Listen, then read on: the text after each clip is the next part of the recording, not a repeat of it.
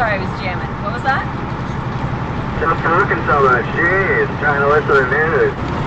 Talk about whatever you need. Well, keep you awake. Sweet. So how long have you been driving up here?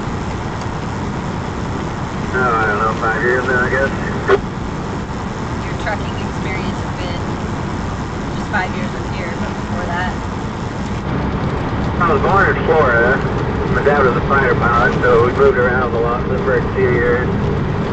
He was stationed in Fairbanks. The squadron was stationed in Fairbanks for a little bit when I was a kid. But I spent most of my time growing up in Carson City, Nevada, there in the high desert. And I really like it. But somehow or another I ended up here after the Marines. So, yeah, now I've got my roots in and I can't get out. Back in 2012, I worked for started out as a local driver, then went to the line board. In 2014, I bought my first truck. Went to Linden, ran for them for a couple of years. My old cars from Anchorage down to Haines. I like it down there, I just didn't like it in the winter because it spent more time with icy roads than you did with, you know, just cold snow or something like that. It made driving a little more challenging. Then I got hired on to bought this truck 3 years ago, and I've been trucking up here in Alaska for about 10 years. There's a 10-year gap in between, you know, when I graduated high school and started trucking. I was in the Marines then. Thank you for your service. Thanks for the support. So after all these years of being up here, you still love it? Yeah, I wouldn't do anything else. I like it way too much. Like being up here, like being able to kind of make my own schedule when I'm working up here. I like the haul road. I like the, you know, most of the time the seclusion. I get to listen to the news, listen to the books, just do my own damn thing. I enjoy running with people too. Don't get me wrong. I'm not a total hermit. Good, because here we are. What is the strangest thing that's ever happened to you on the Dalton? 5 or 6 years ago, I spun out on Adigan Pass, and I started hearing these loud, like, booms, like explosions. You know, I've got PTSD, so I started having a little bit of a panic attack, got my chains thrown, and finally managed to straighten my way up the pass. State truck was sitting up there and goes, yeah, the avalanche gun, they were shooting it over your head. I mean, they weren't dropping snow onto the road. They were shooting up the cornices and stuff up at the top. But yeah, having a cannon going off and yeah. I mean, just not something you expect while you're throwing chains. It was funny. I was laughing about it afterwards, after I figured out what the hell was going on. I got stuck behind one avalanche, but it was teeny tiny. We were only there for a couple hours. Pretty easy cleanup. So really, I'm kind of limited on my cool experience. Oh, don't worry. They'll all come, and most of the time they'll all come at once. And you'll be like, well, son of a bitch.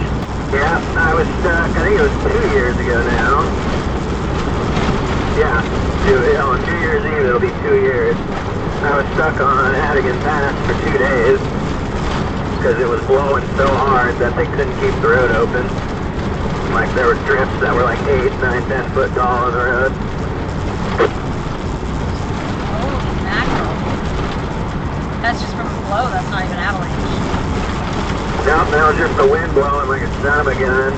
And they finally got and all of their equipment kept breaking. So there was one of the loaders was stuck on the mountain buried in snow because it broke down. The grader broke down, and they finally opened up one lane on the second or third day or whatever it was. And all the southbound traffic, because we were all stuck on top of the mountain, we all made it down through the shelf. And then as soon as we made it down, it blew shut again. Oh no. Holy mackerel. 2 days you were up there. Yep, I got a full reset plus some. So I just went back to town and got another load and went back to work.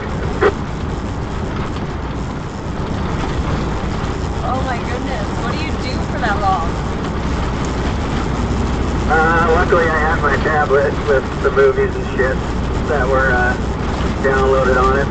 Apart from that, I cleaned out the inside of the truck really well.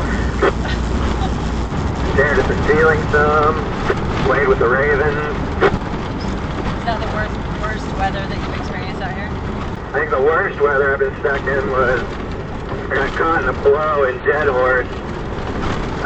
I took a load of methanol out to whatever the name of that island is. And then as I'm running back on the ice road, back into town, starts blowing. I get off the ice road finally, and then back into town, and then it took me 6 hours to get from Dead Horse to where you are right now, because it was blowing so hard I couldn't see. Wow. When I went through that little, what I call a baby blow, we had like 2 delineators. Don't worry, you'll get your shot. Can't you just avoid it? Like, watch the weather, and it'll tell you when it's coming, and then people just don't come up here, like this last weekend? Or is it all of a sudden, bam, there's a storm coming in, you didn't know about it?